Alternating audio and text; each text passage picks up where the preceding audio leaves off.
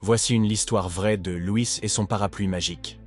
Chaque matin, dans la petite ville d'Oviedo, en Espagne, les habitants remarquent une silhouette familière sur la Plaza del Fontane. Un vieil homme aux cheveux blancs, toujours habillé simplement, tenant un grand parapluie bleu au-dessus de lui, même lorsque le ciel est parfaitement dégagé.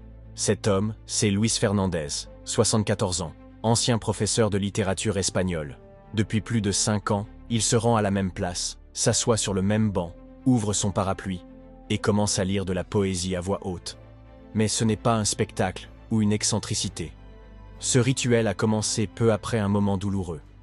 La perte de son épouse Marta, en 2018, des suites d'une maladie.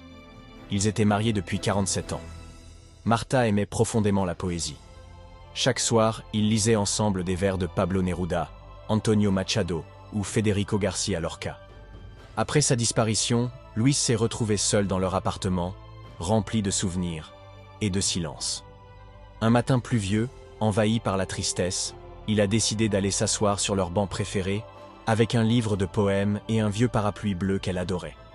Là, presque instinctivement, il a commencé à lire à voix haute. Il disait que c'était pour elle où qu'elle soit. Les jours suivants, il est revenu. Même quand la pluie s'est arrêtée, le parapluie est resté, comme un symbole. Peu à peu, les passants ont commencé à s'arrêter. Des enfants se sont approchés, fascinés. Un étudiant en littérature a pris l'habitude de l'écouter chaque matin. Des voisins lui apportent désormais des recueils ou des poèmes écrits à la main pour qu'il les lise. Luis n'avait jamais prévu que ce geste intime deviendrait un rendez-vous pour tout un quartier. Un jour, un enfant de 6 ans lui a demandé « Pourquoi tu lis avec un parapluie alors qu'il ne pleut pas ?» Et Luis a répondu avec un sourire « Parce que parfois, les mots tombent doucement, comme la pluie, et un parapluie les protège pour qu'ils restent beaux. » Aujourd'hui, la mairie d'Oviedo a même installé une petite plaque près de son banc.